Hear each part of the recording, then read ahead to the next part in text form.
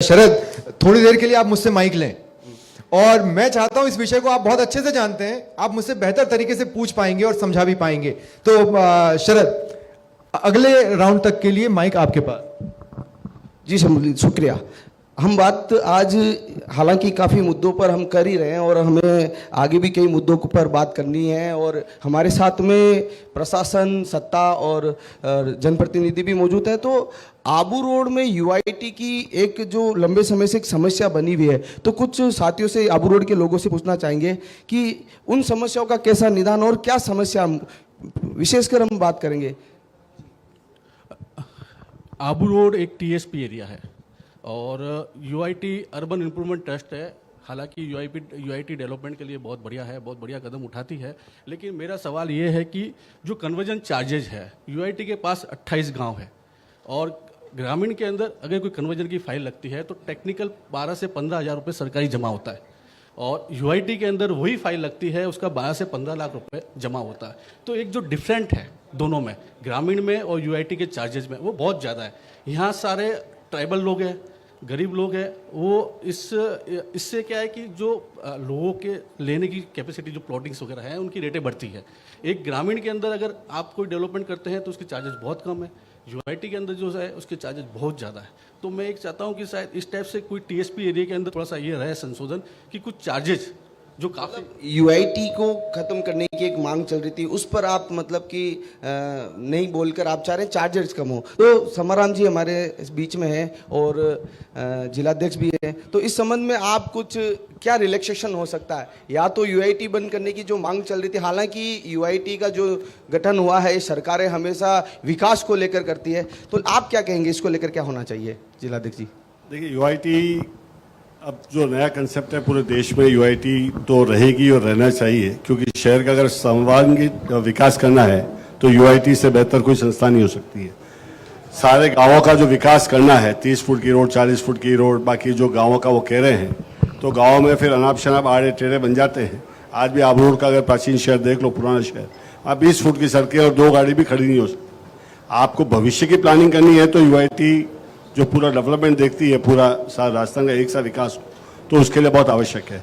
और जो चार्जेस की बात रही, बहुत कटु सत्य है कि ग्रामीण तो बहुत कम करवाते हैं, बिल्डर्स, आम प्रॉपर्टी लेने वाले आम लोग भी कन्वर्जन कराते हैं और उनको कोई अखरता नहीं है, क्योंकि ग्रामीण कभी नहीं आता, वो तो जमीन बेचता है और करवाते दूसरे। सर, आप यूआईटी चेयरमैन भी रहे हैं, आपको कभी नहीं लगा कि इस प्रकार की समस्या जो आज आ रही है, वो उसको लेकर कोई आप प्रपोजल भेजें या सरकार से मार्गदर्शन मांगते हैं?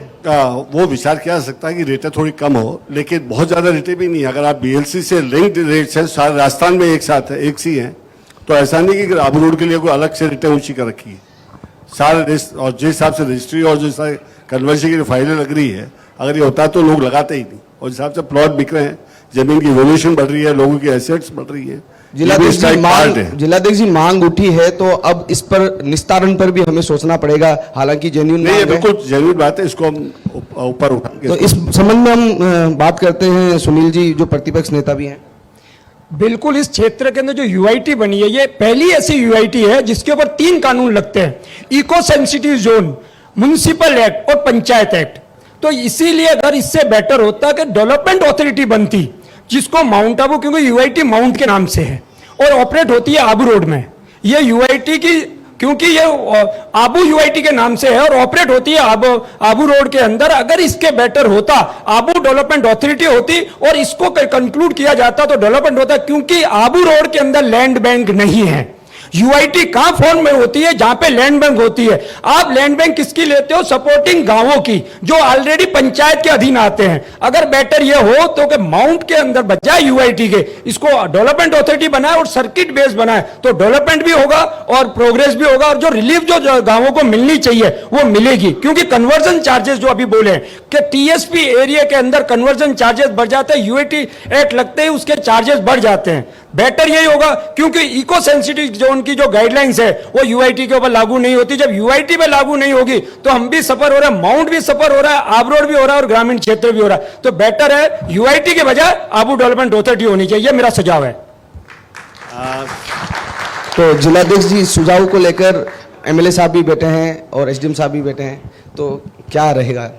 सुनील जी का थोड़ा कंफ्यूजन है। डेवलपमेंट अथॉरिटीज वहाँ बनती है जहाँ बहुत बड़ा रेवेन्यू आता है, जहाँ आईएएस अफसर को लगाना पड़ता है। जैसे अभी उदयपुर में बना है, 30 साल से यूआईटी है, करोड़ों अरबों रुपए का बजट है, तब वहाँ डेवलपमेंट अथॉरिटी बनी। हमारी इतनी बड़ी यूआईटी नहीं है। और ये आबू है, इसका नाम अर्बन इम्प्रूवमेंट ट्रस्ट आबू है, ना माउंट है ना आबू रोड है। ये केवल आबू डाला है ताकि दोनों इसके साथ लिंक हो सके। तो जब ऐसी ये इकोनॉमिक सेंस ये जो है लगाया, ये तो भारत सरकार के फॉरेस्ट डिपार्टमेंट जो है नेशनलाइज हिसाब से माउंट आबू को तो उसमें आना ही था सेंचुरी से, और उसके साथ साथ आबू रोड की फेरी भी उसमें कवर हुई है। तो ये तो सेंट्रल लॉ है, उसमें कोई कुछ नहीं किया जा सकता, ये चलेंगे।